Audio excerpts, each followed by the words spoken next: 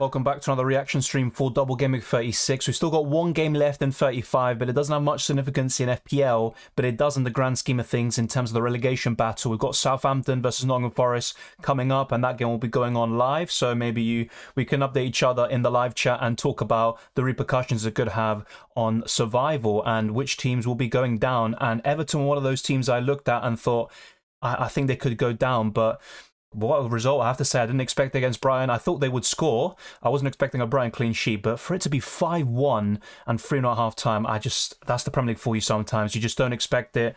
I thought Brighton actually were a bit suspect defensively against Man United, but still kept that clean sheet. They're obviously really comprehensive against Wolves, but there you go. It's going to be really interesting. Brighton now face Arsenal away from home, and Everton are at home to Man City. So these two teams could still have a really big impact in terms of the title race, and let's see if it can spice things up. We really need Everton to do something for it to be quite interesting going into the final 3 games of the season. But let's talk about all the big topics in FPL. The Newcastle, should I say, the 3 best players to go for from Tyneside, and also Brighton now with Solly March. It looks like he's going to be injured for a long time. It could be the rest of the season. Who do we go to now? I have to say, look, I'm not even going to try to be salty because those with McAllister, fair play, but I have to say the variance in, you could say the difference between Matoma and McAllister is actually quite huge. McAllister getting that last-minute penalty against Man United, which, to be fair, he's on penalties. That's completely reasonable. The goal today, though, he literally was unaware of it, hit off his head, went in, and then you have Matoma, who has a shot on target, and Colwill, his own teammate, blocks it off the line. I mean, what can you do sometimes? You just have to laugh at the variance, the luck, whatever you can say, but fair play to those McAllister owners, and he's going to be a very popular transfer in now, especially for those with Solly March. Of course, let's wait and see what the Zerbi says, and also let's wait close to the deadline, but I'd be very pessimistic about Solly March's chances of featuring, but you just never know. You never know. So let's get straight into your questions. Trenix with a very good one. After seeing the Newcastle game, Isak or Wilson? Isak, and I would have said the same thing before, even though Wilson's been in better form, should we say, in FPL since Double Gameweek 29. Isak's always my preference because of expected minutes, bonus points, and also being on penalties. And against Arsenal, he was a bit more lively, hit the post, created a few good chances as well. I think the only thing Wilson did was set up Joe Willock for a one-on-one, which Ramsdale saved. But apart from that, I think Wilson was dealt with pretty easily. Isak was still a bit of a nuisance, but also Arsenal were able to keep him quiet in the end. But I have to say Isak for sure. Yeah, Gary, absolutely crazy. Of course, you typed that around, what, half an hour? Or not even half an hour, almost an hour ago. So thank you for that.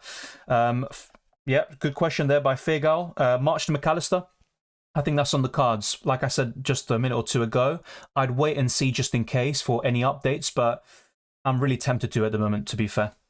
Happy Human says shocking week for me.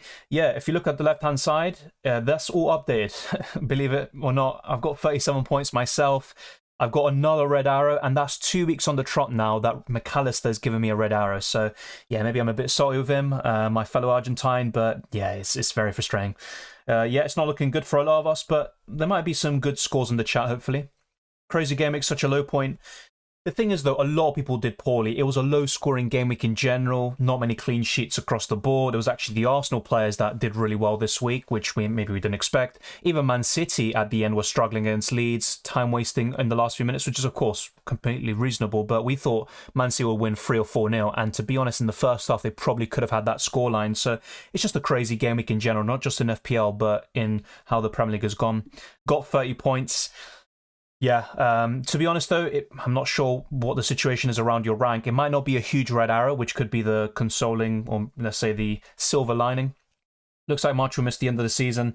Yeah, let's wait and see. But for him to be benched in the first place, come on, and then half an hour later he's subbed off, it's just not looking good. Worst game week in the season. Yeah, I think a lot of us will probably be in a similar situation. It's one of my worst, but considering how much of a low-scoring game week it was for most people, I'd say there's probably 1 or 2 that were even worse than this one for me. Yeah, March came off injured, and he was initially subbed, or on the bench, should I say, came on at half-time to make a difference, and then, yeah, very unfortunate there. I think Solly March owners have been very unlucky. Yeah, I wouldn't say March sucks. I just think he's been a bit unlucky. Of course, he missed the penalty against Man United, but anyone can do that.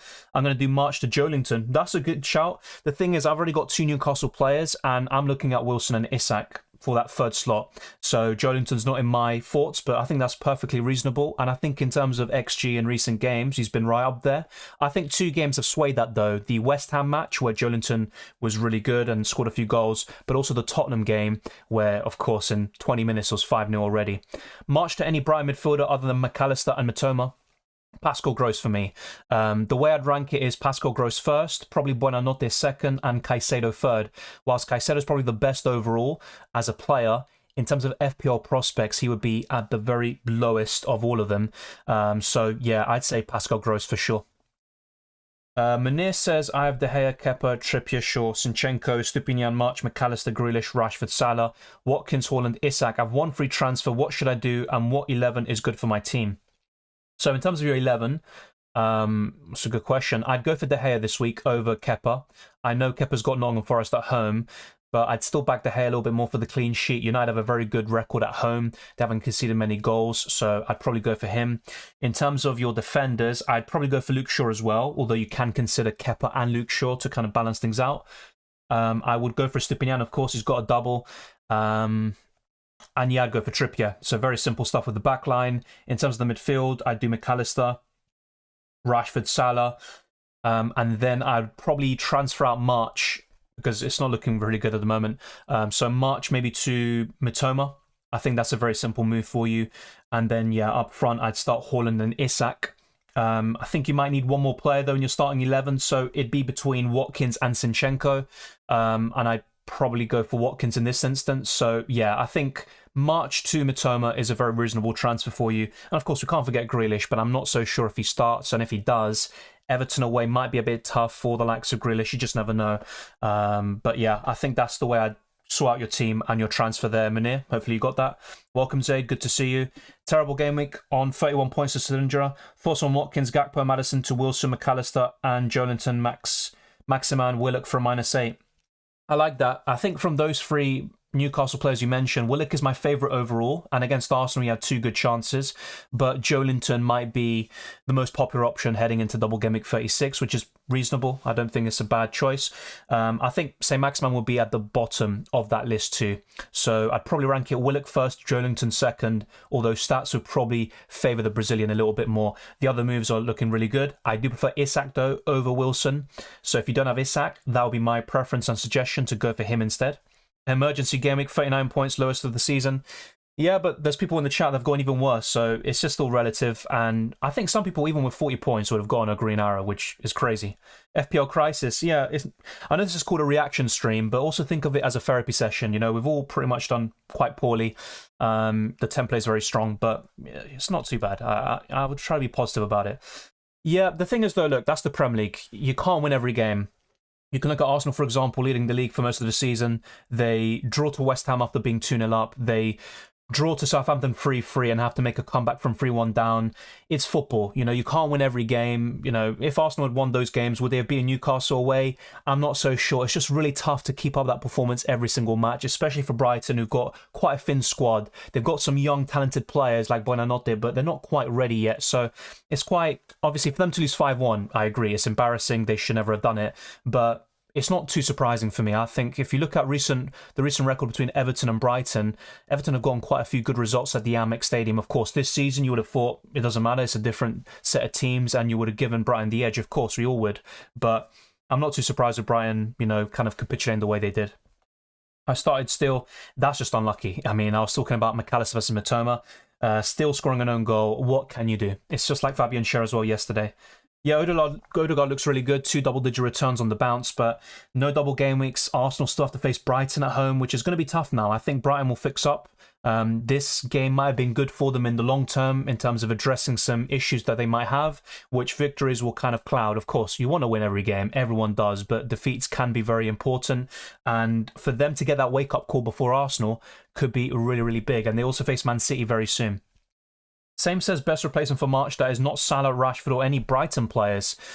Yeah, Odegaard's not a bad shout. The thing is, though, I'll be honest, on the back, should I say, of 2 double-digit returns, I mean, yeah, he can make it 3 in a row. He's done it before, but I'm just not so sure. I think it'd be between Odegaard and probably a Newcastle midfielder if you want to go there. So Joelinton or Willock could also be under your consideration, because apart from that, what are you looking at?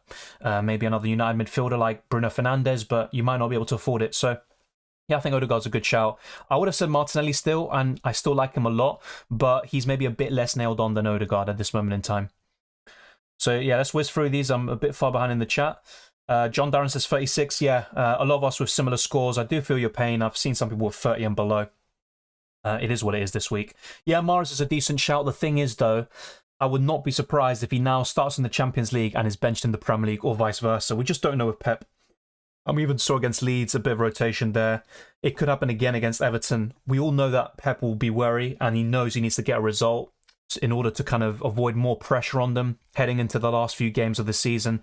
But the Champions League is pretty much sandwiched in between and rotation has to happen. So with Mahrez, I wouldn't be that convinced that he starts all the remaining Premier League games. I like him. If he starts, he'll probably do well.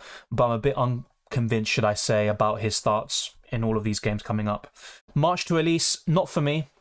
I know Palace were looking really good a few weeks ago and they still offer some pretty decent value. Bournemouth could be a really good fixture for them too, but I don't know. It's not a bad shout. I think Zaha also deserves an honourable mention. Also Eze, but I'd probably rather go for Odegaard, as Hello838 said. Yeah, 32. Okay, finally we've got someone here in the 44 points. That's pretty decent. Went for Mahrez for Grealish. Really good stuff. Fair play.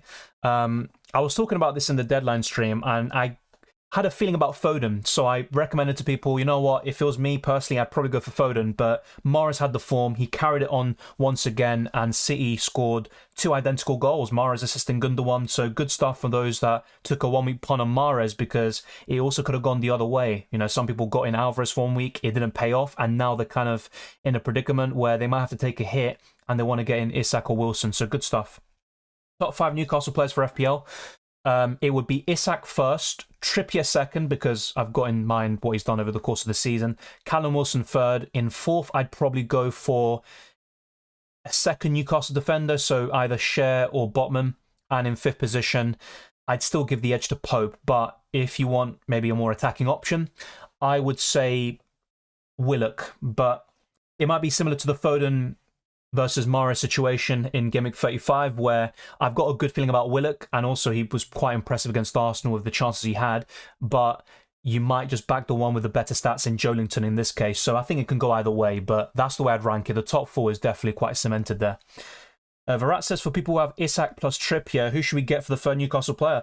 Wilson. You know, I'm a bit, I wouldn't say jealous, but I wish I had that kind of situation. I've got 3 Newcastle players already, or I've got 2, should I say, and the obvious one is to get in a striker. But yeah, for me, ideally, I'd get in Wilson and have 2 Newcastle forwards. I think that's a great differential for Double Gameweek 36. Don't think I'm going to play Estupinian in this Double Gameweek.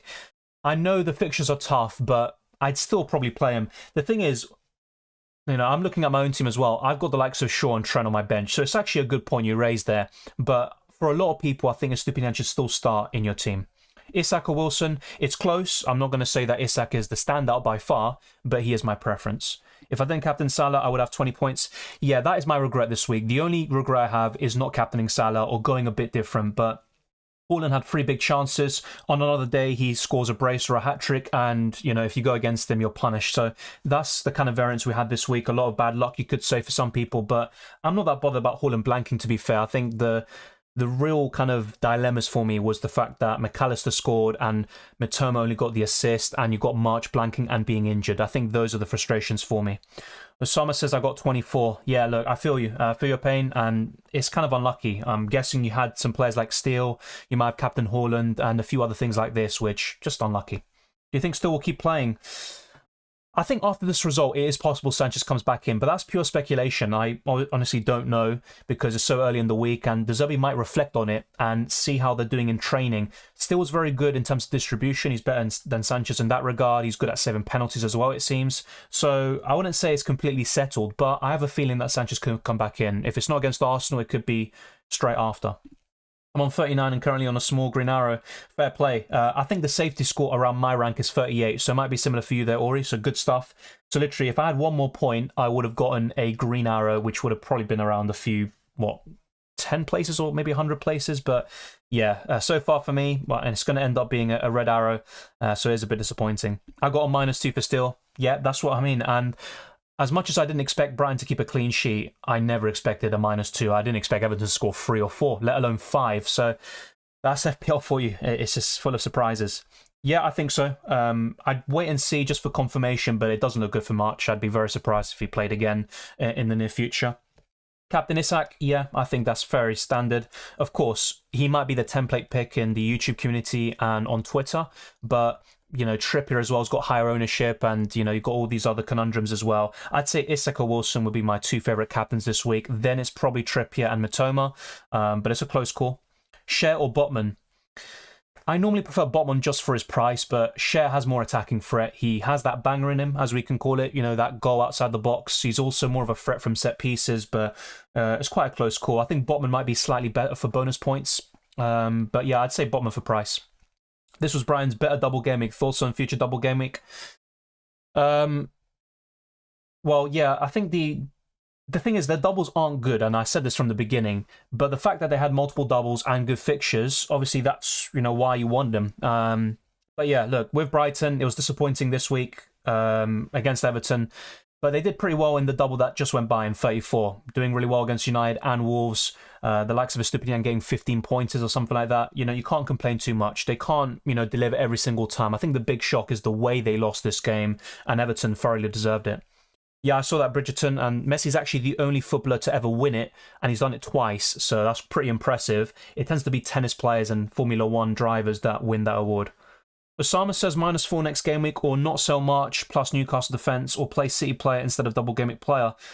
Well, if, you know, if his injury is as bad as I fear, and I think that we all fear, I think it's worth taking a hit from March to McAllister, or going to a Newcastle midfielder even, depending on who you have already. So I'd say maybe a -4 hit looks like the best option, but I'm not really against the other options either, like playing the City player, for example. But as much as I back City for the win against Everton, it might be kind of a scruffy 1-0, a 2-0, something like that, where it's not high scoring, a bit similar to the Leeds game, but they get the job done. Well, yeah, Wei-Seng, but then against Wolves, they played, you know, they rotated, you know, quite a lot, and they did very well. Against United, they were competitive. It was an end-to-end game. Both teams had chances, but Brighton just shaded it and got the win in the end. So, look, Brighton can't, you know, play really well every single week. But I think what we can say is that defensively, they have been a bit suspect in certain games. Of course, the clean sheets covered over that. I think they were really good against Wolves in general, but they still could have conceded there. And against Man United, I mean, in the first half, United should have scored 1 or 2 at least. Mr. Binion just conceded 5. Now he's playing 2 teams that are top 3.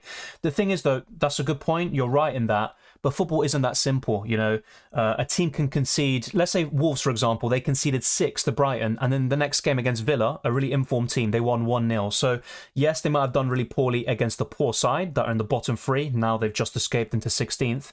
But it doesn't mean that Brighton will play the exact same way and be that expansive and open against Arsenal. I think they'll fix things up and they'll learn some things from this defeat. So I don't think it's that simple. And also, Arsenal have a lot of pressure on them because, especially if City slip up against Everton on the day before, Arsenal might have a lot of pressure to win that game against Brighton, and it could play into the visitors' hands. So I'm not so sure about that.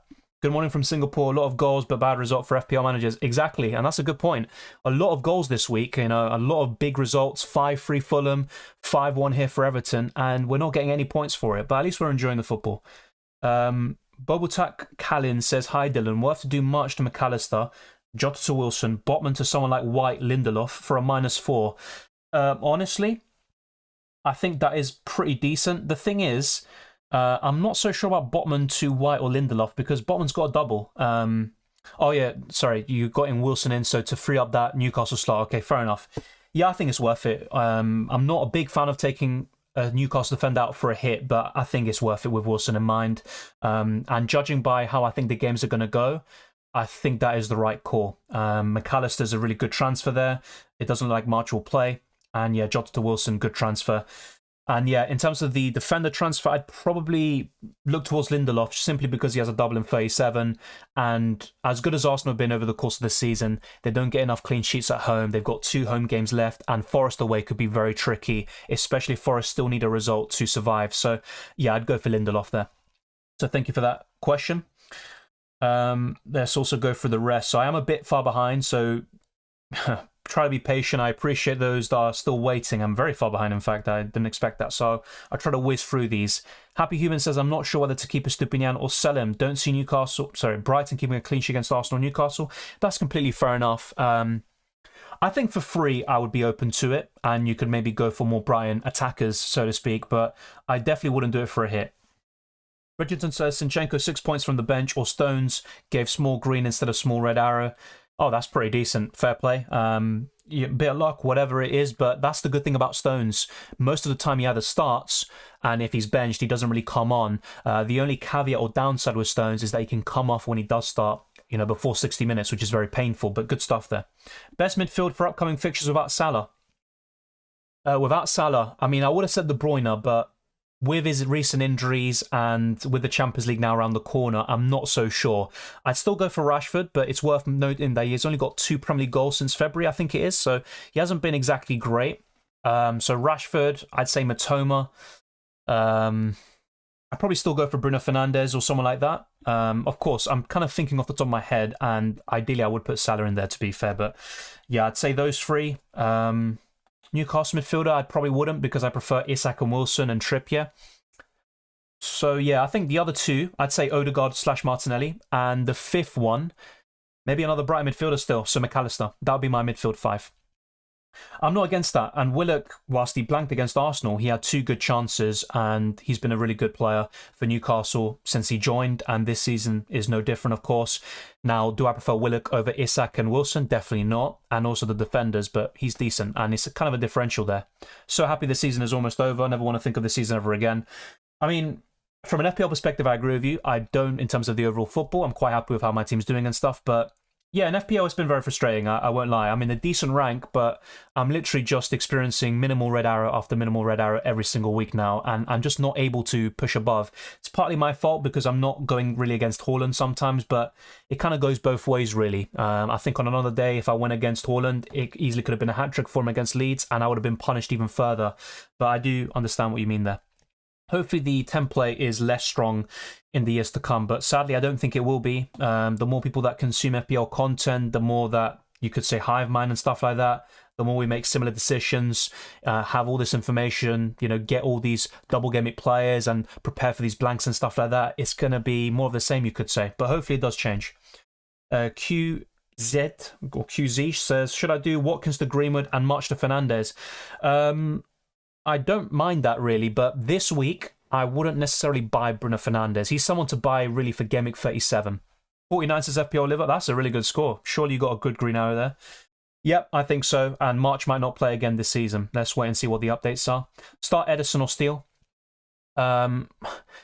I'm not even going to be reactionary based on today. I would have said Edison anyway because City have a better chance of a clean sheet away to Everton. And Steele, Brian can get a result still, but I don't think they keep a clean sheet against Arsenal. Tony to Isak or Stones? Isak, definitely, 100%. Thank you, FPL Diamond. Always a pleasure, and I always appreciate you with the shout-outs. Do you think Alvarez starts against Everton? I don't want to sit on the fence, but I just genuinely think it depends on the lineup against Madrid on Tuesday. And by the way, it's obviously tomorrow. I'm going to do a UCL Fantasy deadline stream from 6 p.m. UK time tomorrow up until the game starts. So be sure to tune in for that. And then maybe if you pop in as well there, I can give you a better answer. At this moment in time, I don't think Alvarez starts against Everton. I think he will get starts in the remaining games, but not against Everton. But once again, let's wait and see what happens tomorrow, and that could have an impact. March to McAllister, yes, it's going to be a really popular transfer. You'll see my transfer plans in the future. If you've seen my recent team selection videos, you already know. But McAllister now enters my thinking. It is a bit unfortunate. What are you doing in March? I'm going to wait and see what the Zerbi says. But I think the most likely scenario is selling him for McAllister because I've already got 2 Newcastle players and I want to get a striker in Isak or Wilson. And I think it just makes sense to get McAllister in. Although, alternatively, I am considering Gross and going a bit different. I have to say, though, McAllister has been a thorn in my side in the past week. 44, got Van Dijk and Odegaard, really good, and that Odegaard haul would have been the difference maker, I think. What happened with March? He was on the bench from the get-go, came on to try change the game, and 30 minutes later, around 76 minutes or something, he came off with an injury. So really unlucky. Lowest scoring game week by far and still a green arrow. Yeah, you got to enjoy it. Yeah, obviously it's always more rosy when you get that green arrow, but I've got a minimal red one. It's not the end of the world, but I'm just frustrated because if it wasn't for that McAllister goal, I probably would have had a small green arrow to 77k. Should I do Watkins to Greenwood and March to Fernandez or Grealish to Fernandez? Grealish to Fernandez looks best for me. Yeah, I'd say that. Feeling Newcastle also useless at 6 now. Leeds big possibility to win. I don't think so. Yes, you might be right in terms of Leeds getting a result. You have to say the way they battled against City in the second half is admirable, but Leicester did something quite similar a few weeks ago at the Etihad, and they've still been battered in the weeks to come. Now, I think Leeds can get a result against Newcastle, of course, but I'm looking at the West Ham and Spurs games for them. That's the most likely kind of results for them. And even if Leeds get some goals or a draw, I still think Newcastle will score. So it doesn't make Isak and Wilson bad options all of a sudden. What I think is that double Newcastle defence might not be just as good as it was in the first half of the season. And it's kind of a trend we've seen for the last 15 game weeks now. I wouldn't say that. Of course, they're facing Arsenal next, and you would give Arsenal the edge, but a lot of people gave Newcastle the edge, and Arsenal still beat them. Football's full of surprises. No one gave Everton a prayer. They won 5-1, so there's still a long way to go. Best Brighton mid to transfer in. I still like Matoma the most. I think he's been playing well in the last few games. I think his decision-making has sometimes been questionable. Very unlucky today not to score. His own teammate blocked off the line pretty much. And McAllister, you could say, has been on the right end of luck. And of course, he has penalties, which is a big plus. But I'd say Matoma, McAllister, and Gross in that order. Everton really look like a team striving to stay up today. Yeah, hopefully they do on Saturday and make the title race interesting, but I have a sneaky feeling that this result actually could be bad for Arsenal and good for City because Brighton fix up and Everton might, I'm not sure about easing off, but they might have already gotten that big result and all they need to do is get another kind of more realistic win in the games to come. Of course, they will battle, but I think City will have too much for them. Yeah, I do feel your pain there, Diogo, but at least you got that green arrow. At least you did. Is it worth taking a -12 to get both Wilson and Isak, or just have the free of Botman, Trippier and Isak Wilson? Good question, but what I want to ask there to give you an ultimate answer is the free of Botman, Trippier and Isak / Wilson, what hit would that be? If it's a -8, then that's close, but I'd probably still go for the -12 and go for 2 Newcastle forwards. However, if the 2 Newcastle defenders is for a -4, then I'd go for the -4. So it really depends on the amount of hits you take in the second scenario. Transferred in Dunk for why FPL is so cruel sometimes. Well, to be honest, I mean, that is a good transfer. You know, I don't think any of us expected an Arsenal clean sheet, despite them having the best away record defensively as well in terms of clean sheets. We all thought Newcastle would score, and a lot of us thought they would win or draw. So it's not a bad decision. I think that's quite unlucky. And Dunk still has 2 doubles to come, and I think he'll outscore White from now until the end of the season. Currently 6th in the league, Dylan. Wow, that's really good, Oliver. You must be in a really good rank. I'm guessing in the thousands, but that's really good. March out for McAllister is quite a simple transfer. I think that makes sense. Stephen, I'll try to go through that quickly. I already have 3 Newcastle, 2 defenders and a striker, but thinking of changing Botman to another defender. Yeah, I would take the -4 if you can. Which defender can I get 4.9 million and below? If you don't have him already, I'd still go for Estupinian. 2 doubles in a row. I know the fixtures aren't great, but still 2 doubles. Apart from him, I'd maybe look at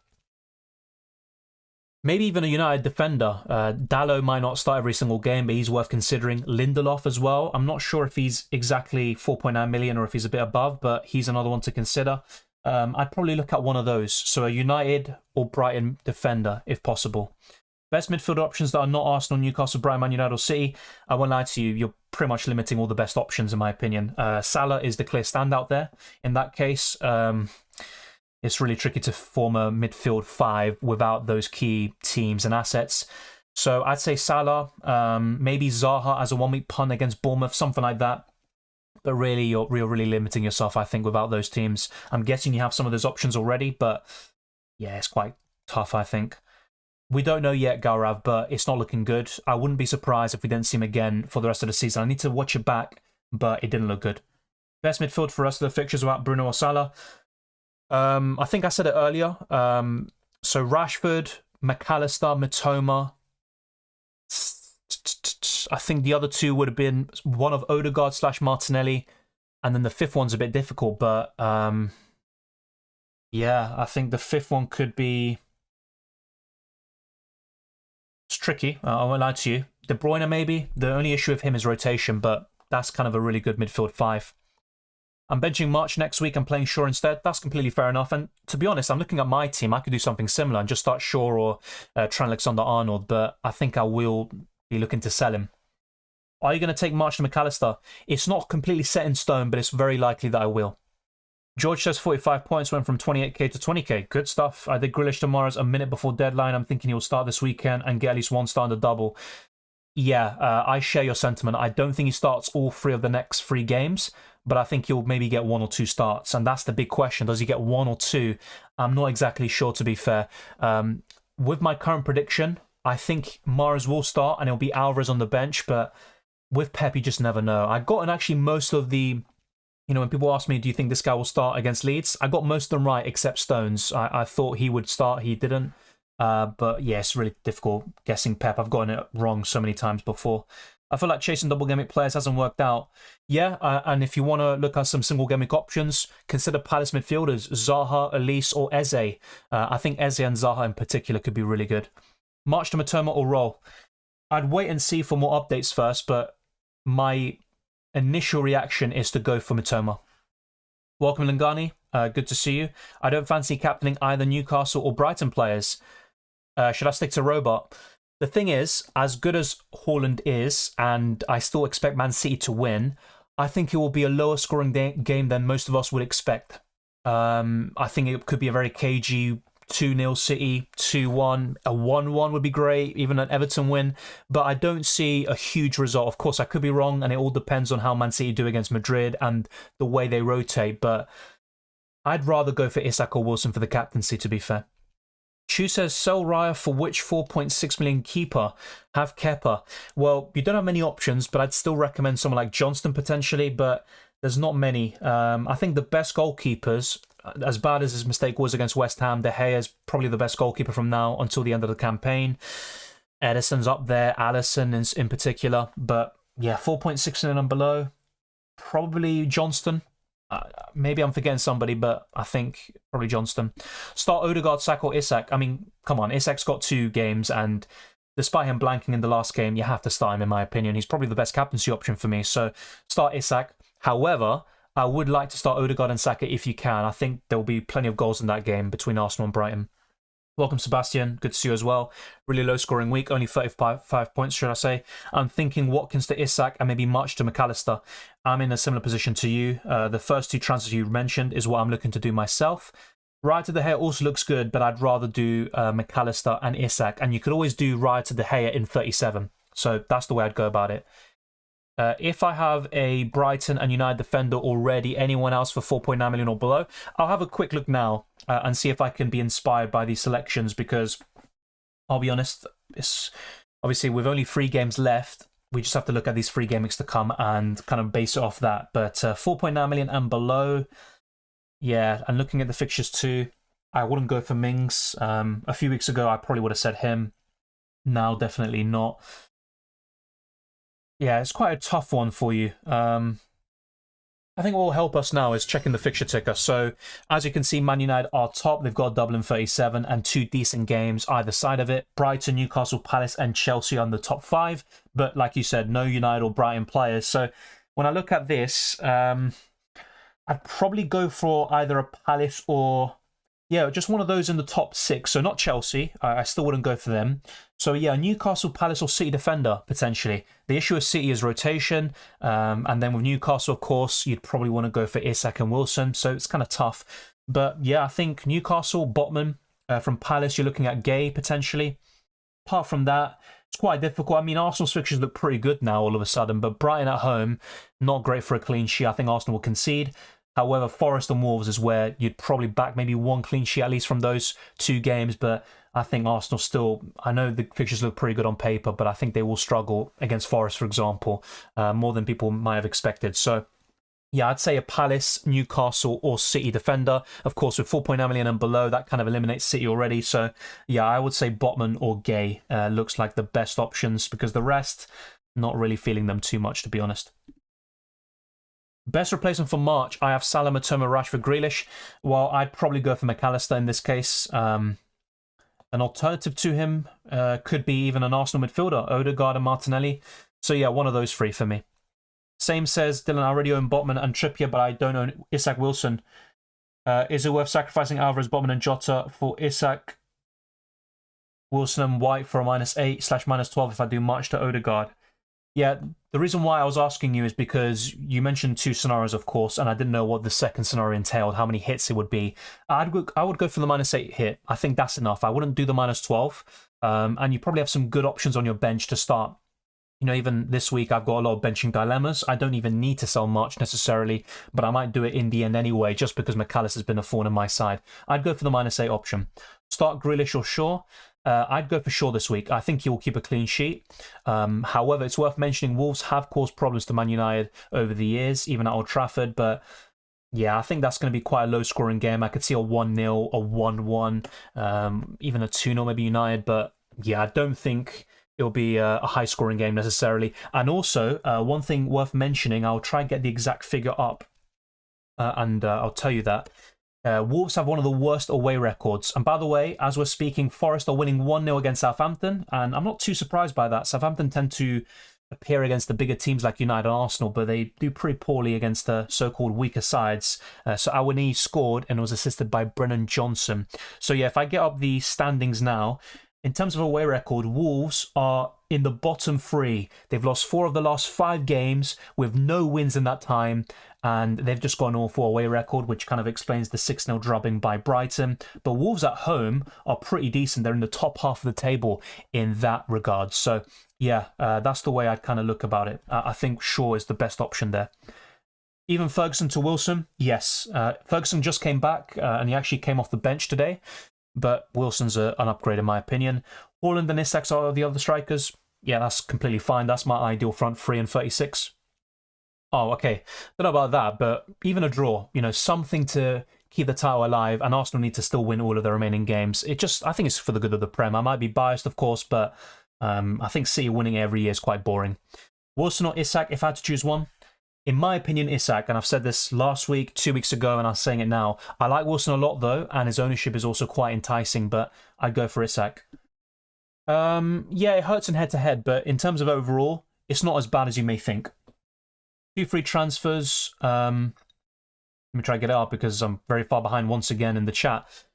On to next week, my plan is 1, Anthony to McAllister, Eze, and 2, March to... I'm not sure who the March... I'm guessing it might be the same one. I would do Anthony to McAllister. I think that's a good transfer. March to Eze, if you can also do that. Also doesn't look too bad either. But yeah, if I had to pick, it would be Anthony to McAllister. Wait and see what happens with March first. De Gea for me. I think De Gea has a better chance of a clean sheet in 36 and also better fixtures from now until the end of the season. Let me actually show you a few other screens. Yeah, a few other screens quickly. So predicted points, Isak is top with 10.4. Trippier and Wilson complete the top 3. Haaland is 4th and Joelinton is 5th. We've got Willock there in 6th. McAllister, Pope, March and Matoma completing the top 10. So as you can see, the algorithm does back the Newcastle players. Haaland's always up there. And then Brighton are just behind. They've got some tougher games against Arsenal and Newcastle away. I definitely would favour Newcastle players this week. In terms of price changes, not much activity yet. I can't even speak English. But definitely just wait a few days and that will change for sure. Don't make early transfers just yet. We've got some midweek games involving the likes of Man City, of course. And yeah, just worth waiting for more information, especially in terms of Solly March and his injury. So I'd be a bit patient in that regard. And one thing I want to show you, and we'll talk more about this in the deadline stream, is Wilson versus Isak. These are their stats since the World Cup, and Wilson has 1 more game, but also a lot more appearances off the bench. And he's got the better XG, more big chances, more shots on target, and also some pretty good stuff there as well. More shots, or should I say more goals and assists. Very level-headed though there, and I think it's a really close call, but I would go for Isak, and that is what I'm probably going to go for in 36. I'm looking to sell Watkins to one of these 2, and Isak does take the cake at the moment. Ideally, I would have both though for Double Gameweek 36. And that answers the question as well there, Jamie and Hesham. Chu says start 2, Trent, Rashford or Bruno. I'm in a similar predicament, should I say. At the moment, I'm starting both United players, but I'm actually considering benching Bruno and starting Trent over him because I've looked at Bruno's record at home against Wolves, and he hasn't really done too well in the past. I think it'll be low scoring as well. It can backfire, though. If Bruno gets a penalty or even just that one chance and he's the one that happens to score the goal, he will hog all the bonus points and could be on for a mega haul. I own Dallo. You think he will start? That's the thing. There's a lot of rotation with the fullbacks between Malacia, Dallo, and Wan-Bissaka, but I think Dallo will start. The issue is he going to start in 36 and both games in 37? I don't think so. Welcome, Tech. Good to see you. Yeah, good stuff there. Yeah, a lot of people who got Mahrez are the ones that are getting these green arrows, or those that captain Salah, for example. What's your plans for March? So it's not set in stone. If I were to sell March, it would be McAllister coming in, you're right. I am considering Gross as well as an alternative, but I also don't need to sell Solly March, to be fair, because I've got Trent and Shaw on my bench, and I think Shaw will keep a clean sheet. And with Trent, he could easily get a big haul against a really poor Leicester side. So it's not set in stone, but if I were to make a transfer, I think McAllister is very likely to come in. It's not confirmed yet, JR, and that's why I'm saying it's a reaction stream. We're talking about our initial thoughts. I don't think it's looking good. I don't think he'll be available, but let's just wait and see just in case. It's not any harm just waiting a little bit and seeing official confirmation. We might get some sources on Twitter with reliable news about his situation, but I'm just not really confident on it. Start Ben White or Alex Moreno. I would go for Alex Moreno, actually. I don't think either keep a clean sheet, but Moreno is probably a bit more likely. Bamford punt, not for me. I've seen Leeds recently and Bamford looks really sluggish. I'd actually rather go for Rodrigo if you want to take a punt on a Leeds player. It wouldn't be Bamford. March out, he has been so poor. Very unlucky as well. 2-0 says, let's talk Vinho. That's a really big result there if Forest can see this out. I actually want Forest to win as well. A few reasons. Southampton are a bit of a thorn in Arsenal side, so it's good to see them go. No offense to Saints fans, but also because Forest might be safe by the time they play Arsenal, so that could also help a little bit. I mean, that's the Premier League for you. The thing is, I think Brighton, obviously, they're kind of stubborn. They're playing the same way all the time. And Everton just had the game plan that they found out the Zerbi's tactics and they executed it perfectly today. And they were clinical. You know, it's football. Obviously, I kind of listed some basic reasons. There's more to it, but football's full of these surprises. Trippier captain a shout? Of course he's worth a shout, but with his recent returns, or the lack of them, it's hard for me to go for him over Isak and Wilson. I look at both games as well for Newcastle, and I think it's possible that Newcastle keep 0 clean sheets. I know Leeds are poor, but at Ellen Road with Big Sam, I wouldn't be surprised if they got a goal or two. So I'm looking elsewhere. It's not a bad shout, of course not, but I'm not that confident of a Newcastle clean sheet. And I think Wilson and Isak are even better. Yeah, exactly, Adil. It's really close. I would give Isak the edge in general, but statistically, it's not the case. I can't have the full UCL fantasy 50-man squad, 7-man missing. Yeah, same here. I've got 6 players eliminated and 1 suspended. I'm looking to make 5 free transfers. It's all my team selection video. I've actually done a double upload today. If you count this, it's technically a triple upload. So if you check those videos out, you'll see my thoughts on the best options for the first leg of the semi-finals. A lot of us are in a similar situation. We might have piled up on Napoli, Benfica, and they're both eliminated. Vasalis says, I'm considering benching Stupinian for Double Gameweek 36. Yeah, that's fair. Starting with Trippier, Botman, and Trent. I'm currently benching Trent and Shaw, but that's not a bad shout. I might just start Stupinian just to jinx him because he's facing Arsenal, but yeah, if you think of it logically, it's not a bad shout because do you expect a Brighton clean sheet? I probably don't, and that's a really good call. Thinking of taking Man City and Madrid because they might win the final. Yeah, the downside to piling up on those two teams is that one will be eliminated, and you also want some Inter Milan and AC Milan coverage. Even if Liverpool concede versus Leicester, you'd back Trent to get a couple of attacking returns. Yeah, my worst ever transfer, I don't want to talk about it again, by the way, is selling Trent against Leicester away. This was when Leicester were second in the table. They were quite close to Liverpool at the time. Liverpool won 4-0 away from home, and Trent got a goal and 2 assists and a clean sheet, 24 points. And I also got rid of Trent for a hit. So that's my worst ever transfer. I'm still haunted by it. So yeah, I don't really disagree with you there. I think Trent will get an attack and return, maybe 2. But I think his ceiling is probably 8 or 9 points. Maybe I'm wrong, but that's kind of my thinking of it. What to do with Steele? I'd still keep him, but if you can make a free transfer, I would consider going to De Gea. who's got the best fixtures from now until 38. So I think that's the only keeper I'd really sell Steele for. And also I think the big issue with Steele is, does Sanchez come back in? The doubts are suddenly coming back into the fore now. It's possible. So it's not a bad shout. I'd maybe sell him to De Gea for free. That's about it though. Yeah, 2-1. I would ideally watch the game as well, but obviously I'm focusing on the chat. I captained Mahrez but switched back to Haaland. Yeah. The thing is, though, Haaland had 3 big chances, which is the most he's had in any Premier League game this season, the joint most. So on another day, Haaland would have scored a brace or a hat-trick. No. I know Madueke scored against Arsenal and Chelsea looked decent against Bournemouth, but it's going to take a lot to convince me for, to buy Chelsea players, especially offensively. Just so Bruno, he's a flop. I mean, I don't know about that because he did pretty well for me in the last 2 game weeks. Assist against Spurs, goal against Aston Villa. He's not going to haul every single game. And United just struggle away from home. And Fernandes has actually created the most chances in the top 5 leagues, I think. It's just a lack of finishes in front of him, apart from Rashford, who's been off form as well. I think Bruno's been pretty good, recently especially, but over the course of the season. Forest winning and Leicester losing today means Leeds are probably going down, along with Saints and Leicester, given the final fixtures. Yeah, I said this recently. For me, Everton, Southampton, and Leeds are going down, despite Big Sam being appointed. But honestly, there could be more surprises in store. Leeds could beat West Ham and Spurs. Everton could do something against City. You just never know. Of course, that's more unrealistic, but football's full of surprises. I have Trippier and Isak for the third. Botman or Wilson? Wilson all day long. Isak or Wilson? I would personally go for Isak, but as you can see on screen, it's very close and Wilson has better stats in fewer minutes, so that's worth considering too. I'm now going to go back to my team just so you can see the amount of 0 and 1 pointers I have. 0 from Estupinian, 1 from March, 1 from Watkins who got a yellow card, 2 from Shaw, Bruno and Rashford, even 1 from Erling Haaland too. So really apart from Salah, Matoma, Trent, everyone else blanked. I mean, what a week it was. At least I didn't bench the wrong players. Raya, same points as Kepa, Trippier, Botman, Greenwood, all with 1 pointers. So not too bad on that front, but yeah, pretty poor week there. Othmani says, I have March, Rashford, Saka, Odegaard, Matoma, and Isak. Which one should I bench? That is a $1 million question, isn't it?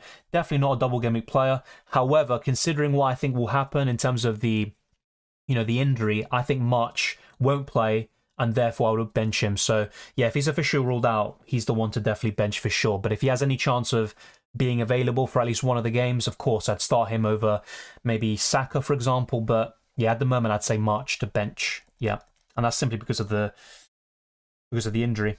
Also, March to McAllister for a -4. Yes, but once again, wait for more news, official confirmation, but I think that will be worth it. Adil says, I messed up this game week by bringing in Alvarez for Greenwood, then he ended up being last on my bench, so I only have 1 free transfer for my next game week. Do I need a third Newcastle player? You don't need him, but I think Wilson could be a great differential for you to help you end the season strongly. So I'd recommend it if you can. I would try to get Wilson in if you are able to, and if it doesn't impact your 37 and 38 transfers too much. Yeah, if he's done his hamstring, if it's completely gone, he's probably not going to play again this season. So it would be to sell. The thing is, it's not that simple because you might be like me, you've got Trent and Shaw on your bench, so you don't need to sell March. So I think for a -4 hit, whilst it still could be good and worth it to go to McAllister, it's also not too bad to just start Shaw or Trent instead. So it just depends on your team. If you've got no bench cover, I would move him on. If you do have good bench cover and you're a bit uncomfortable benching Trent or Shaw, then maybe reconsider. Yeah, that's fair enough, Adil. I'd go for Wilson still. The Inter first choice front 2 is Martinez and Dzeko, right? It's not that simple. In the Champions League, I think you're right. But in the league, Lukaku and Dzeko have been starting a lot recently, and Martinez has been coming off the bench. In the last game against Roma, he came on for the last half an hour, got a goal and a yellow card. So, yeah, Lukaku. Yeah, who takes penalties when Lukaku isn't on the pitch? I think Lautaro Martinez. Remember, he did score his penalty against Netherlands in the World Cup. He's a decent penalty taker in general, so I would gather it is... Yeah, I think it would be Lautaro Martinez. If not, it probably is Barella. I think it's one of those two, and I think it is Lautaro if Lukaku isn't on the pitch. But I could be wrong. If there's an Inter Milan fan in the chat or someone who watches them, that would be obviously great, but that's my gut feeling there. Dylan, when we get early team news for Newcastle, I can't guarantee it, but it is possible. Bench Trent or Fernandes? I'm currently benching Trent, but I think the longer the week goes on, I'm probably going to lean more towards benching Fernandez. But my current instinct, my initial reaction is to bench Trent. Yeah, that's completely fair, Dara. I think that could be the way to go. Yeah, same 1920 season, I had Trent and Mane, and I saw Trent and he ended up having the game of his life. Yeah, we don't talk about that anymore. Let's just say that. Do we start Grealish or get him out? Who to get, Wilson or Isak? I don't think starting Grealish is a bad idea, but I would maybe get him out ideally, basically. So McAllister, Matoma would be the ideal ones, with Matoma being my preference. And yeah, from those two, Isak for me. But Wilson's also very close. It's literally neck and neck. I can't remember. Honestly, I don't remember why I did it. I think I made some good moves up front. So I think I brought in De Bruyne in the midfield or something like that. So it looked really good in terms of the attacking, transfers. But yeah, it was a disaster. Let's just put it that way. I felt that. Yeah, I mean, look, we all have these kind of disasters, embarrassments, whatever. It was a bad decision. Especially doing it for a hit. I think at the time I was taking a lot of hits and just playing the game for fun, basically. So, I couldn't have complained too much. But I think we can all agree no one expected 24 points from Trent on the day. Yeah, that hurts, yeah. Look, I'm kind of well over it now. And I recovered pretty well from that. I think since that happened, it kind of woke me up and I went from around, can't remember exactly, I think I was around the million mark or something. And then I went into the top 70k or 80k. So I had a good recovery. Watchscape video says, hi Dylan, would you take a -4 on Wilson, Tony to Wilson? Yes, I would. The thing is, though, Tony has this record in the last 14 games where he scores, then blanks, scores, then blanks. He just blanked against Liverpool, so you're probably expecting a return here. But I would go for it. I think it's worth a hit. De Gea with his Pobodon hands. The thing is, though, De Gea was really good against Brighton, but I think we can all see that De Gea isn't the right goalkeeper to take United forward. United needs someone who can distribute the ball better, commands his box, and sometimes he does these really big mistakes where he gets a hand to it but isn't strong enough. He's been a really good servant to United. In his prime, he's one of the best goalkeepers in the Premier League, but I think it's time to move on. Pedro Porro under the radar. Yeah, I'm still concerned about Spurs defensively. I know they kept the clean sheet against Palace, which I didn't expect. I thought it was going to be a 4-3 game or something like that, but yeah, it's a good shout that you make there. Having said that, though, I still don't expect many clean sheets for Spurs. I think they'll concede to Villa, at least a goal or two. So I'm not so sure about buying him this week. But if you're feeling it, go for it, because I've sometimes talked people out of a certain transfer and they end up doing well. For example, I think I said something about Mings, maybe around Game Week 30. I thought, yeah, they'll keep a clean sheet against Forest and then that's it. They ended up keeping a few more afterwards. And yeah, those with Aston Villa defenders did very well. So it's not always black and white or that clear. Start White or Stones?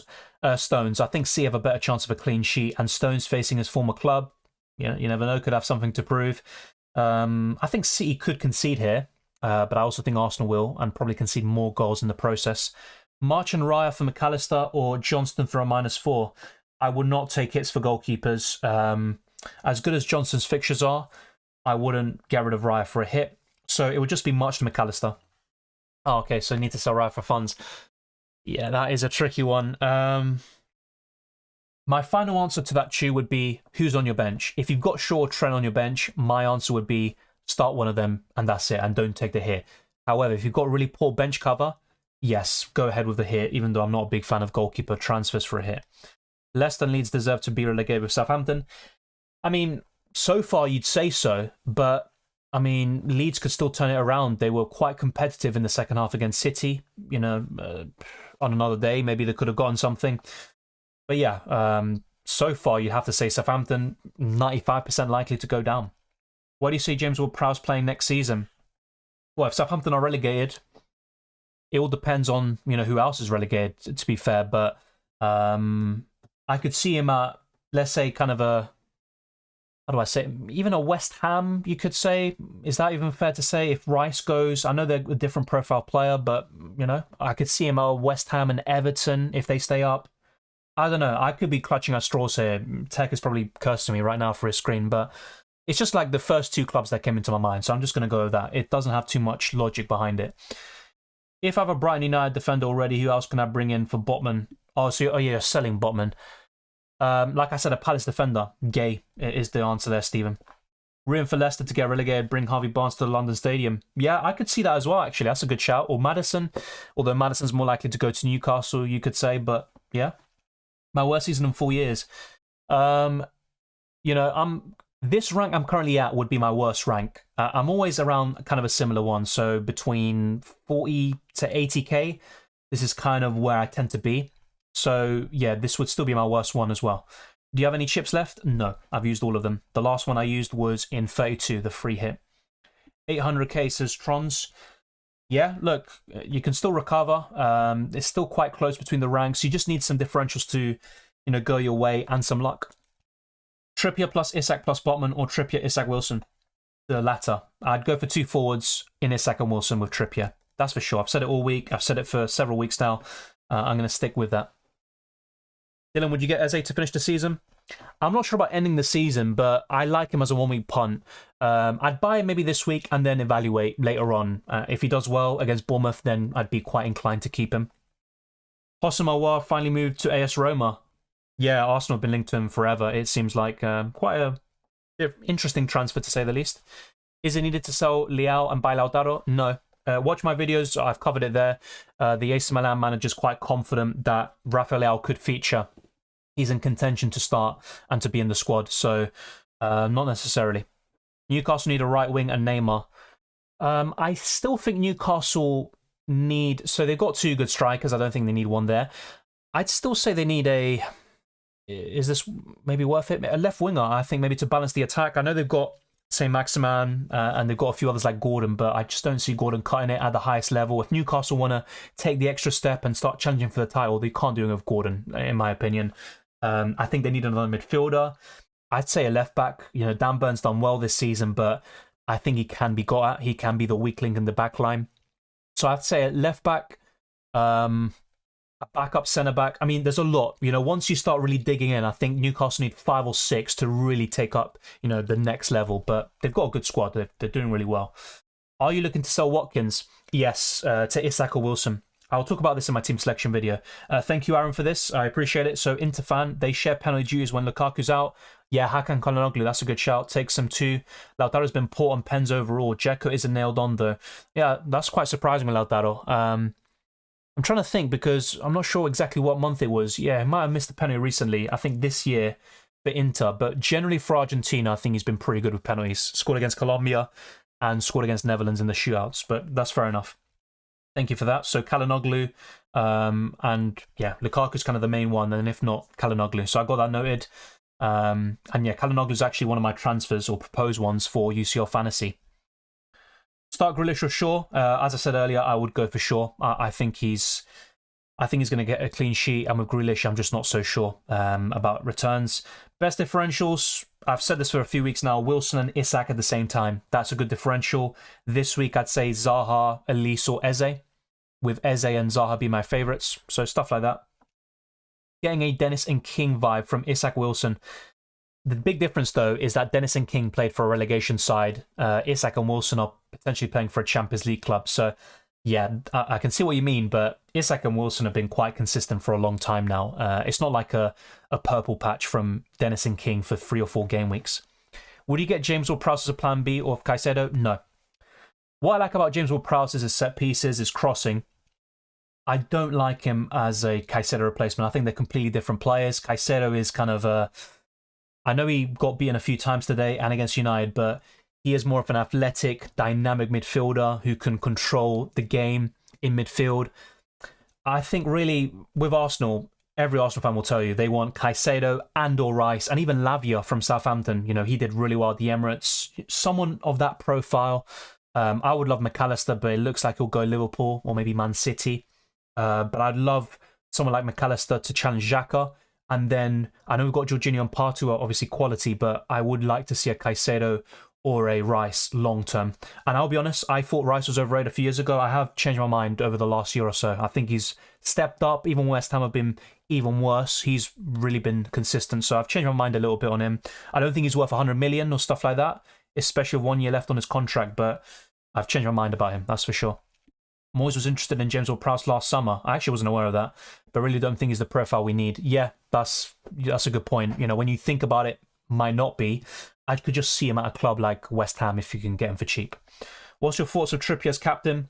I'm not against it, and despite his high ownership, I don't think many engaged managers will go for Trippier captain, but I think Newcastle will concede against Brighton, and I think against Leeds, I think they can concede there as well, to be fair. So you're really relying on attacking returns, in my opinion. So I'd rather go for a second Wilson for the captaincy. Do you see a triple blank by both of the teams and miss out on amazing single gaming players? I mean, a triple blank is possible, but I think one of the attackers will return in Matoma, Isak and Wilson. I'm very convinced about that. Yeah, single gaming options like Trent, Salah, even Rashford, even Zaha. You know, players like this could surprise us. Enciso Mac10 for a -4? Yes, I think it's worth it. Or even Pascal Gross, potentially. Jacob Ramsey, a good differential for this week. Yeah, he could be against Spurs, and he's a decent budget option, but I'd rather go for a Palace midfielder if you're looking for a punt. I have a transfer to burn. What to do with Edison? Sell to De Gea, maybe. If you've got a spot, then that's what I'd do. I have a free hit left. Should I save it for Game Week 38? To be honest, you can make a case for any single one of these Game Weeks coming up. You know, you've got 2 doubles in a row, and you've got 38, which is full of surprises. So it just depends on your team setup. Yeah, you've already got a triple up in both teams, so I'd say 37 or 38 then. However, if you've got a triple up in Newcastle, which you don't like, or a Brighton, then you could consider still making some moves. For anyone who starts triple captain, I don't have it yet. Oh, well, I used it in 22 on Rashford. I mean, your best options are Isak/Wilson in 36 or Haaland/Rashford in 37, in my opinion.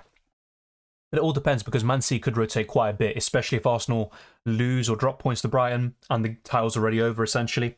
And then City can afford to bench Haaland, for example. So, yeah, I think if Haaland still has to start every game and it goes down to the wire, I'd say Haaland in 37 is the basic one.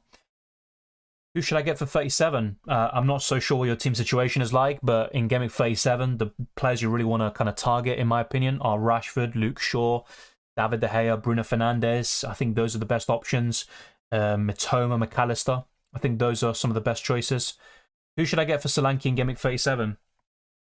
In 37, not really a big fan of Martial. And all these other double Gameweek strikers. Obviously, Haaland speaks for himself. Maybe Alvarez. He's the one I'm looking at. 51 points. That's a really good Rokogu. Fair play. Yeah, Leno with a penalty save. Despite conceding 3, 9 points. 3-1 Forest. That is a big result there if Forest can see this out. That's really good. Who to get, Kane or Salah? I'll say what I said a week ago. Salah, and simply because Liverpool have better fixtures and Liverpool are in great form. That's 6 wins on the bounce, I think it is. They could make it 7 against Leicester. As good as Kane is, I'd go for Salah. Really close, though. Would you rather have Mane or Tony to Arsenal? Tony. Obviously, Mane is historically the better player, but Mane is... I think Arsenal need a plan B striker, so to speak, and they've already got Martinelli, Smith-Rowe, Trossard on the left wing. You've got the likes of Nelson, who probably will leave, to be fair, Saka. I think what Arsenal need is a striker/right winger. Mane, whilst he can play up front, is more of a left winger, and I think Arsenal need to prioritise. So, yeah, I think it'd be Tony for sure. However, it all depends on the results of that hearing for the suspension, for the betting breaches, should I say. Start Stones or Van Dijk. I think Leicester will probably score against Liverpool. I'd probably go for Stones, but it's obviously, when you look at the form of all these teams involved, you'd probably give Van Dijk the edge. Leicester are looking awful, but they can still score goals, in my opinion. I'd probably go for Stones. Yeah, I'm not so sure because first 2-3 Game Weeks of the season, Trippier was the best defender by far. Since then, yeah, he's been awful and I've held on to him like an idiot, but he's capable of some big returns, I think. Once again, I don't know who you have, so it's difficult for me to answer. I gave you some suggestions, but it's difficult for me to say. Rice is one of the best players I've watched in a West Ham shirt. Can't believe he'll only be wearing a Claret blue shirt for 1 more month. Realistically, yes. I mean, I'd like to see Arsenal get him, and I never thought I would have said this 2 years ago. I think he's getting better and better, more mature. He's an all-rounder. He's just a presence in the midfield. You know, I was so frustrated at the West Ham game. I think that was, one of the games I saw as Arsenal losing grip of the title.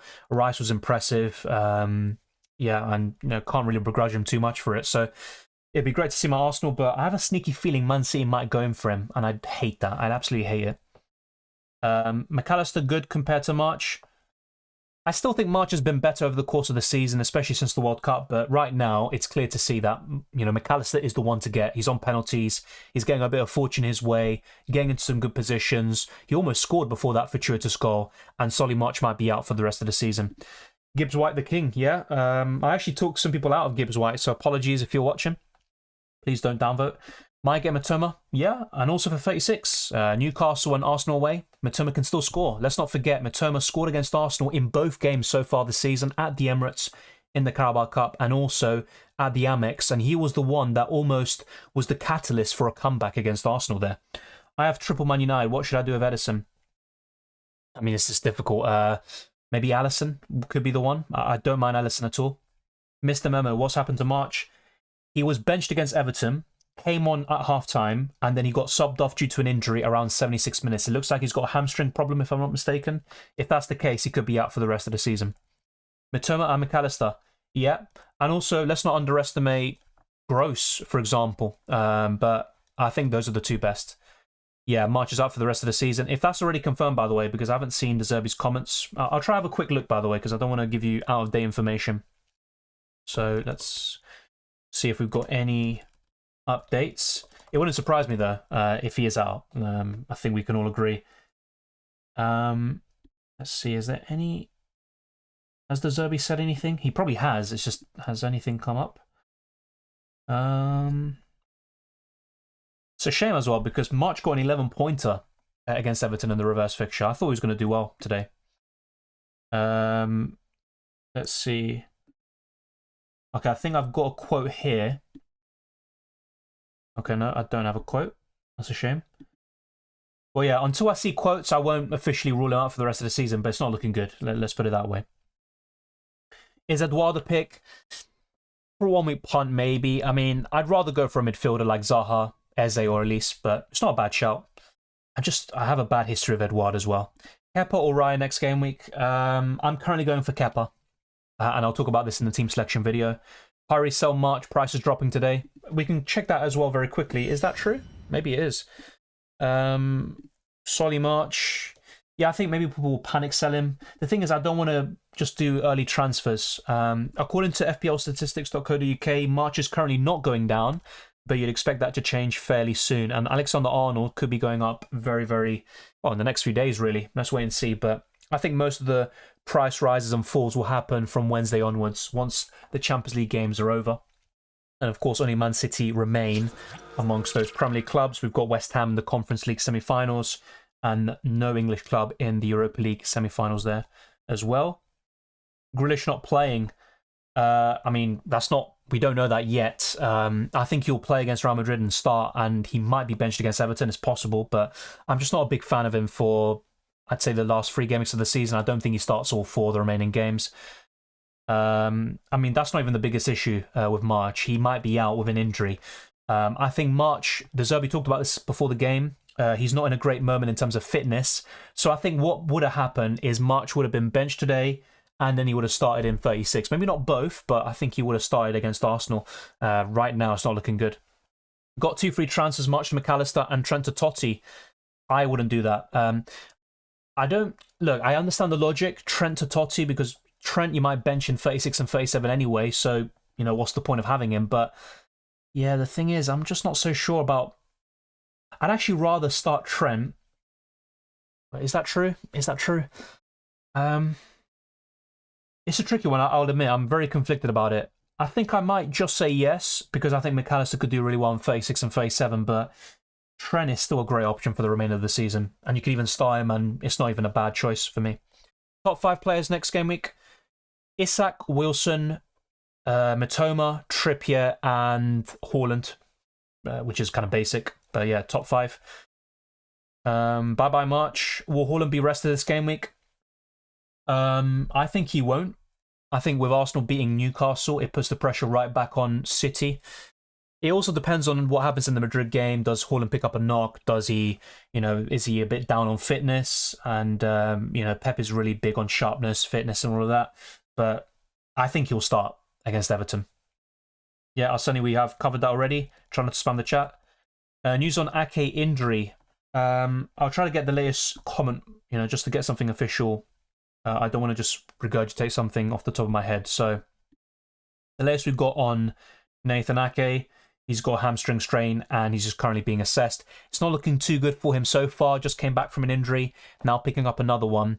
But we should find out more from Pep Guardiola. Well, he should have had the press conference today, actually, if I'm not mistaken, because obviously the match is tomorrow with Real Madrid. But yeah, we should find out more. Yeah, I think he's out. Let me just translate this. This is in French. I don't speak French, unfortunately. I think he's ruled out of the game against Real Madrid. So he is, of course, in doubt for the game against Everton. But yeah, he's currently, not available, not fit. So that is the latest on Nathan Ake. Edouard doesn't even start for Palace since Hodgson came in. The front three is Zaha, Ayew, Elise with Eze, Schlupp, Decore behind him in midfield. Exactly. And of course, they played West Ham recently. That was a thrilling game. I never expected that, by the way. And yeah, Edouard came on with minutes to go, basically. That is a good point. I just don't like him as an FPL option anyway, because when he does look nailed on anyway, if he does get a run of games and starting, he just drops down to the bench again. I just don't trust him. Mahrez or Foden? I mean, based on current form, it's Mahrez, but I just don't really think either is safe. 3 picks for Newcastle double game week. Isak, Wilson and Trippier. Very simple. March to McAllister or Joelinton? McAllister. Isak for me. I said this all stream and also throughout the whole week. Ferguson for third Brighton. Not a bad shout at all, honestly. When I look at it, you don't want to have 3 Brighton midfielders. You might not want to get a Brighton defender this week with Newcastle and Arsenal away. That's actually not a bad shout. I'd probably say yeah. March plus Raya to McAllister plus 3.8 million scrub. 2 free transfers and play Kepa for the last 3 matches. Yes, especially if March is ruled out for the rest of the season, which he probably will be. If March didn't come on for his point, I would have gotten Totti off the bench. Wow, that is painful. To be honest, though, when you saw Everton go 3-0 up, you just knew March was going to come on. Yeah, Emmanuel, thank you for that. And yeah, he's ruled out of the game. So let's wait and see. I'd be a bit apprehensive about him against Everton, but you just never know. It might just be a precaution. You reckon Mahrez to feature away to Everton? My current prediction is yes, but it all depends as well on tomorrow in the lineup, because if Mahrez starts against Madrid, I don't see him starting again against Everton. I had 37 points this week too. One of my worst, and last week was one of my best. That's FPL for you. It can be the Jekyll and Hyde. You can have one amazing week followed by one of your worst. But the good thing is, a lot of people did poorly. It was a low-scoring week, so it doesn't mean you had a big red arrow because of 37 points. March, Gakpo and Kane to Fernandes/Salah, McAllister and Wilson. My answer would be yes, and I would get Salah instead of Fernandes. Although Fernandes does have a double in 37, so it's not too clear-cut, but I would take the -4 hit. Thoughts on De Bruyne for the coming weeks? That is my concern. With the Champions League and with his recent injury problems, I don't think he starts every single Premier League game. But in those games he does start, he's going to be a great option. So I like him as a 5th kind of midfielder. But if you're asking me, I'd rather go for one of Salah, Bruno Fernandes or Kane. Is Joelinton a better bet than McAllister? He's not a bad shout. I think it's a really good option to consider. But I'd rather go for McAllister. On penalties, good form, getting a bit of luck as well, which you need in FPL. So I'd go for McAllister, and I'd rather go for Wilson and Isak up front. Will Almiron get more game time? I think he will. That doesn't mean he's going to start every game, though, but I think he will get more game time. That's a great question. I have Share. Should I sell him to buy Trippier? For free, I would. I wouldn't do it for a hit, though. At the moment, it's Odegaard, but then again, 2 weeks ago, I would have said Martinelli. I think over the course of the season, I mean, Odegaard's been the best, but you would have said around January, February that Saka's the best, up until March, really. And I think in the last 5 or 6 games, he's kind of, I don't know, he's just been a bit quiet, Saka. He's had some decent games, but just nowhere near his best. Martinelli's been the most consistent since February. And Odegaard now in the last 2 games has been fantastic. He's been really, really good. Even in some of the draws, obviously getting the goals as well. So, yeah, really good stuff with Odegaard. Also in the Championship playoff, I prefer Luton or Sunderland. I have no preference, honestly. Luton might be better for Arsenal fans because of a short distance. And also, if you've seen their stadium and, the surroundings, it's quite weird to see that in the Premier League. That may be a great story, but don't really have a big preference. You think Caicedo's worth big money? Yes. Now, a bit similar to Rice. Do I think he's worth 100 million? No, I don't think he is. But when you've got a young, talented Premier League midfielder like that who can dominate games, that's the market value. You've got players like Anthony going for 90 million, Pepe 72 million. So many examples. Maguire 8 million. Then yes, if you consider it like that, then yeah, Caicedo's worth 100 million. But I still not really of that opinion. Would I pay 75 million for him? Yes, I would. And would I, spend what Brighton want to get him? Yes, ideally. But you've also got to be smart. And Arsenal need to, not just spend big, they need to spend smartly. Who are you going to captain? It's early days, but Isak/Wilson would be my captain, I think. Is Tony at home good for the West Ham fixture? Yes, I think he'll score, actually. He's got that kind of record of scoring, then blanking, scoring, blanking, one after the other. I think he will score. I think he's a good option. Who should be captain next week? Isak or Wilson for me. March, Gakpo, yeah, we've covered that already. Scooter's Jungle, I would do it. Isak for Watkins -4? Yes. I think Watkins could score against Spurs, but Isak should still outscore him by 4 or more from now until the end of the campaign. Pick one, March to McAllister or Watkins to Wilson. I've got Isak. Hassan, I'd probably do Watkins to Wilson still. But it's really close. Are you looking to have 2 free transfers in 38?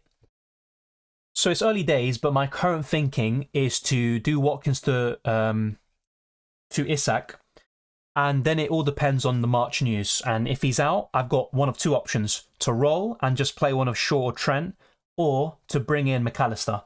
And my current inclination is to go for McAllister. A lot of people say Rice is overrated since 2018, but I think he's really a world-class player. Yeah, he might be. The world-class kind of tag is thrown around quite loosely, but he's not far off. I don't think he is. I know Arsenal are good, but Newcastle look like the wheels are coming off. I disagree. Now, if you follow me on Twitter, you'll probably know I had a lot to say about Newcastle. They remind me of Atletico Madrid. They're quite dirty. Now, look, if it was my team, I wouldn't be saying anything, of course, and they play their way, and it's gotten them a lot of success this season. I don't think they played badly against Arsenal. I think it also came down to a bit of luck and individual moments. They hit the post. Ramsdale made some big saves. And on another day, Newcastle maybe win the game. It might have been a 5-4. Either way, it really was a thrilling game. It should have been more than 2-0 either side. So I don't think Newcastle have the wheels falling off. They literally just won 4 of the last 5 before Arsenal. They smacked Spurs. They beat United 2-0. They beat Southampton 4-1 after going 1 goal down. So I don't think so. Of course, a week or 2 ago, someone said that about Brighton. They asked me, are the wheels falling off? And I said no. They ended up winning 6-0, 1-0 against Man United, but then they lost the semi-final, and then they also lost today against Everton, of all teams. So that's just football for you. You can't turn up every single week. Same as before. So it would have been Southampton. That's quite clear to see now after today. The other 2 teams would have been Leeds and Everton, I think. Of course, Forest are still not completely safe. 3 of those 4 teams will go down, in my opinion. But you've also got Leicester. I think West Ham have done just about enough, so they should be good. But yeah, Leicester are looking really poor every single week. Defensively, you just can't... it's so difficult to win games when you're conceding 3, 4, 5 every single game. Who will win tomorrow? I think Madrid in the first leg. I think City are a better team, but Madrid at home, with their history, their mentality in the Champions League, I think Madrid will win.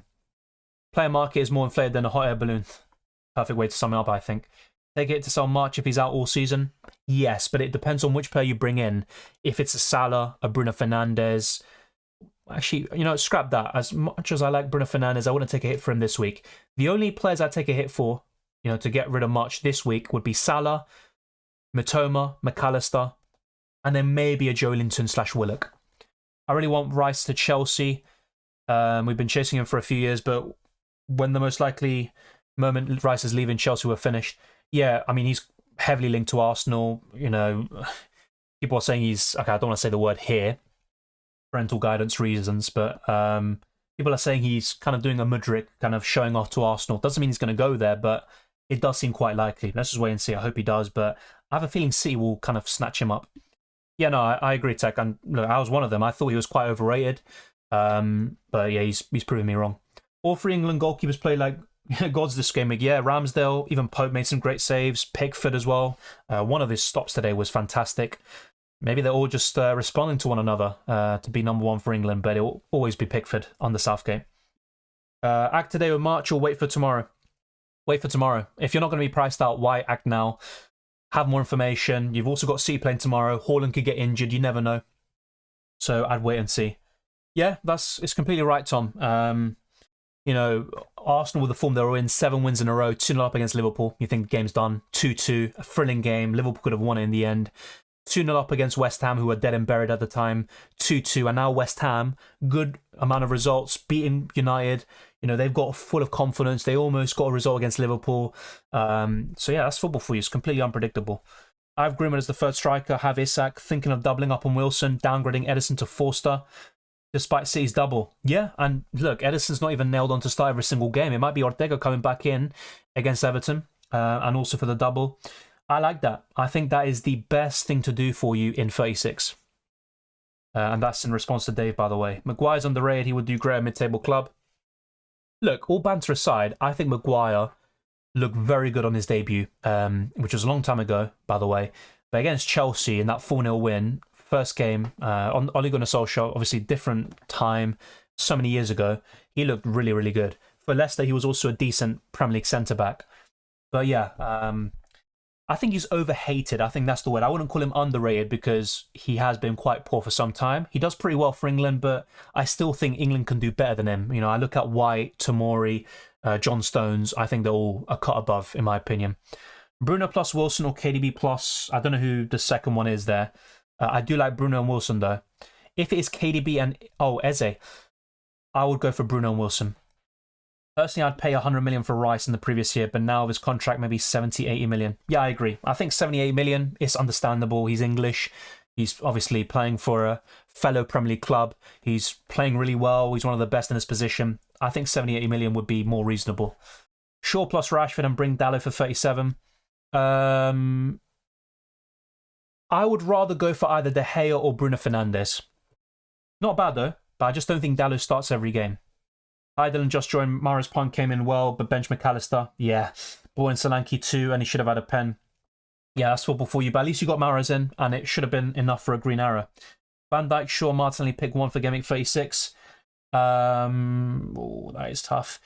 I always tend to favour attackers. For me, it's between Martinelli and Shaw, and I probably would go for Martinelli. Should Arsenal buy any player from the relegated teams? Lavia is the one that springs to mind, I think. Obviously, we don't know if they're relegated yet, but we need a midfielder. Lavia would be a really good player, I think. The thing is, obviously, Man City have sold him, and they would get a bit of money from that with the buyback. Was it the sell-on clause, should I say? But yeah, Lavia springs to mind. No, never. West Ham would most likely take 65, 70 million. The thing is, though, if Arsenal came in, I think they'd ask for a bit more. I'm not playing victim or anything, but fellow London club, a bit of a rivalry. I don't think they'd try to squeeze a bit more, basically. Differential pick for 36. Having both Wilson and Isak for me. I've said this for a few weeks now. I'd say Pascal Gross is really under the radar.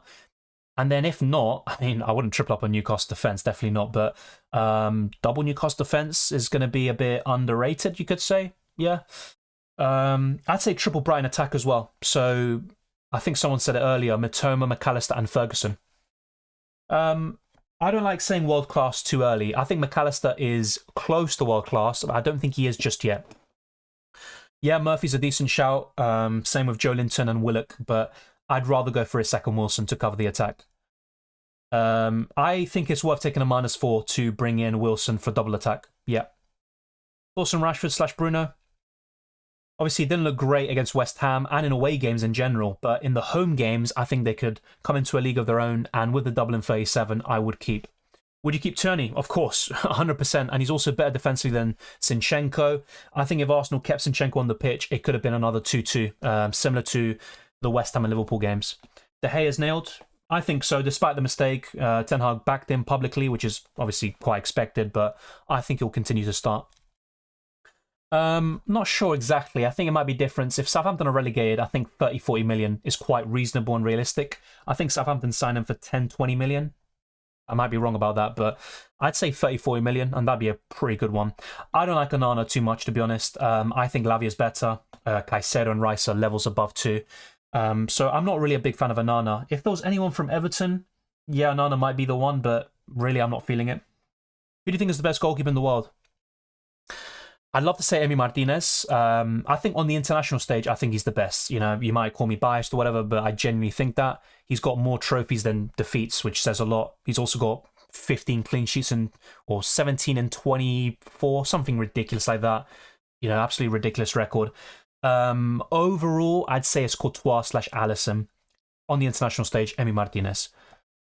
To be fair, though, I'm forgetting one name, ter Stegen. You know, he deserves a lot of credit. He's got the most clean sheets of any goalkeeper. I think if he keeps 2 more, he breaks the all-time record in the top 5 leagues. Only 11 goals conceded in La Liga. So yeah, the top 3 goalkeepers are Courtois, ter Stegen, Alisson, in any order you want to put them. And I think Emi Martinez on the international stage. He's my guy. Also, Kane and Botman, 2 Wilson and Stupinian, 2 free transfers. I like Kane a lot, and Botman could do well, but it's tough, isn't it? It's tough. Wow, that is a really close one. I think I'd just about do it, but Kane and Botman is a really good duo. Are you going to play defensively to stay in the top 100k? Look, I'm a bit kind of tired of my constant up and downs, you know, getting minimal red arrows in recent weeks, so I might go a bit different. So whilst logically March to McAllister and Watkins to Isak could be the play, the kind of logical choice, I might take a -4 hit, be aggressive, get rid of Botman, upgrade Greenwood to Wilson, and go for double Newcastle attack. So I might go different. I'm kind of keeping my options open. I'm not got it all set out, but I'm kind of leaning more towards being different. It has to be done, I think, at some point. Yeah, I just mentioned him now. Not Neuer for me. I think over the last year or so, his level has dipped a little bit. He's still quality, but I think those 3 keepers I mentioned are better. Would you buy Bruno or Kane if you have the funds? Bruno for the double, I think.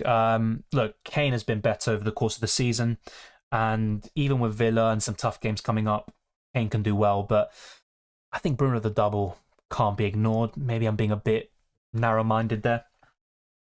I think so, JP. Also, Partey's been off form. Even against Chelsea off the bench, he was awful. He was very shaky, erratic, so I think Jorginho keeps his place. Yeah, it looks like March is injured, but wait and see what De Zerbi says. Don't just jump to conclusions and sell him. It looks like he'll be injured for the rest of the season. Any replacements? McAllister, Mitoma, whoever you don't have already. Mitoma being my preference. Apart from them, you're looking at kind of the typical ones, really. Salah, Rashford, Bruno Fernandes, but around a similar price, you could consider Eze, maybe someone like Zaha as well. But yeah, I think we can't even underestimate Arsenal midfielders now with some decent games coming up to wrap up the season. So yeah, for March, I'd say a Brighton midfielder, like for like, or I'd say Odegaard. It's 3-2, the game's heating up.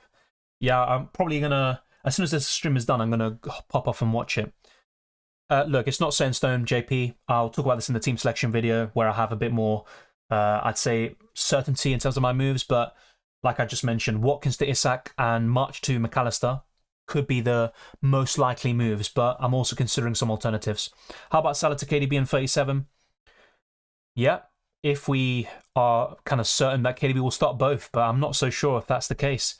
Can you rank the top 5 clubs in the world from this season? In no particular order, I would say Man City, Real Madrid, Barcelona, Napoli. I'd say Arsenal. I mean, they might be a bit biased, but for Arsenal to lead the Premier League for most of the season, to match Man City even to this point, give them, you know, a good title fight, I think it's very impressive. I know Arsenal in the other competitions have been poor, but I'd say Arsenal would be 5th and the others would be slightly above. And look, let's put it into context. If Arsenal had this points total in Serie A, they'd probably be leading that.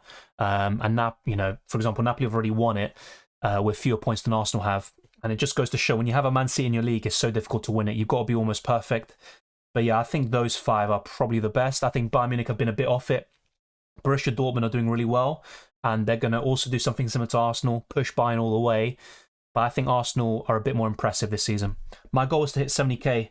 Yeah, and to be honest, I kind of say this a lot now. I think the new top 10k is the top 50k, really. So if you get 70k, it's a really good rank in my opinion. Thank you to everyone for watching. It's been a pleasure. Let's now go off to watch the remainder of the Southampton versus Nottingham Forest game. It's very, very feisty. Be sure to smash the like button, subscribe if you're new. It's been a pleasure talking to all of you. We'll talk more about Game Week 36 in the week to come. And be sure to tune in for the deadline stream for UCL Fantasy tomorrow at 6 p.m. UK time, where we'll be talking about the Man City versus Madrid lineups. Could have some repercussions for FPL as well, of course. So we'll be talking about that. Check out my UCL Fantasy content, which I uploaded today. This stream makes it a triple upload, so be sure to show all your support to help us out in the algorithm. Share this video around, check all the links, the Twitter, Instagram, grow our communities on those platforms, on Discord as well, and join our FPL League. It's been a pleasure talking to all of you. Thank you very much for all of that. Thank you, Sky Girl. I'll see you very soon too, maybe tomorrow. Thank you, Sophia. JP too. Imagine sell it to Arsenal. Yeah, I don't think City are going to sell him. They've learned their lesson from this season. Who's better, Jorginho or Partey? Partey. They're different players. I think Jorginho's very underestimated and underappreciated. Quality on the ball. I think under the right system, his weaknesses are maybe protected and you get the best out of him. He can control a game by himself. He's really quality. But Partey over the course of the season, we can't forget what he's done. It's just in the last 5 games he's been quite poor. March to Willock and bench Arnold or bench March? I would bench March and start Arnold, and you can always sell March to McAllister or someone else in 37 anyway. Thank you, Sophia, once again. Thank you to everyone else. I would like to see Balogun playing for Arsenal potentially, but Ligue 1 is also quite a poor league. Lacazette scored 4 Premier League goals last season. He is now the joint top scorer in Ligue 1 with Kylian Mbappe. So yeah, I wouldn't take too much into that. Of course, I'd like to see Balogun given a chance, but I don't think it will be the case. If we're looking at it, Nelson could also be sold. It's going to be a very interesting summer for Arsenal and all these Premier League clubs. Hopefully we have a very competitive league next season and also a great title fight all the way to the end. So Everton, great result today. Well done. Now do it again on Saturday and make things even more interesting. Thank you to everyone for watching. It's been a pleasure. I'll see you tomorrow for the UCL Fantasy Deadline stream for Match Day 11. So take care and enjoy the football.